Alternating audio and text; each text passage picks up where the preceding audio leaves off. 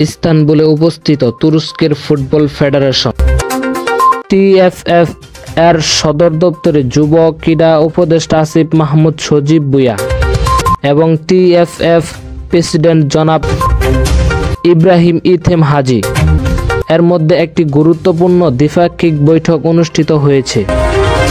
সেখানে চলতি বছরে বাংলাদেশের নারী দলের একটি প্রীতি ম্যাচ খেলার আগ্রহের কথা জানিয়েছেন তুরস্ক।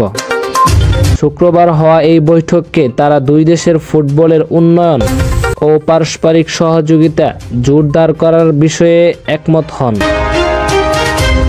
যুব ও ক্রীড়া উপদেষ্টা বাংলাদেশের দলের সাম্প্রতিক জাগরণ, বাংলাদেশি বংশোদ্ভূত খেলোয়াড়দের জাতীয় দলের অন্তর্ভুক্তি এবং একটি টেকসই ফুটবল ইকোসিস্টেম গড়ে তোলার উদ্যোগসমূহ তুলে ধরেন।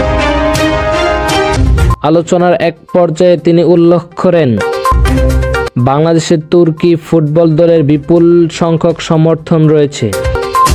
তাই এই প্রেক্ষিতে বাংলাদেশের তুরস্কের একটি প্রীতি ম্যাচ আয়োজন দুই দেশের জনগণের মধ্যে ক্রীড়া সংশ্লিষ্ট বন্ধুত্বকে আরও সুদৃঢ় করবে।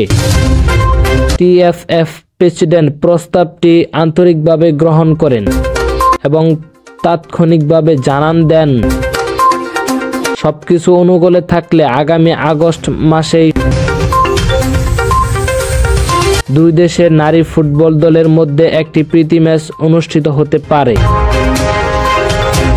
একই সময়ে তিনি বাংলাদেশের ফুটবল কাঠামো শক্তিশালী করতে কারিগরি সহায়তা, কোচ ও রেফারিদের প্রশিক্ষণ, ক্রীড়া চিকিৎসা এবং অভিজ্ঞতা বিনিময় সহ সর্বাত্মক সহযোগিতার আশ্বাস প্রদান করেন। আলোচনার এক পর্যায়ে যুব ও ক্রীড়া উপদেষ্টা আসিফ মাহমুদ মুসলিম বিশ্বের তুরস্কের সাহসী ও মানবিক নেতৃত্ব, বিশেষ করে প্রেসিডেন্ট রিসেপ তাইয়িপ এরদোয়ানের ভূমিকার প্রশংসা করেন।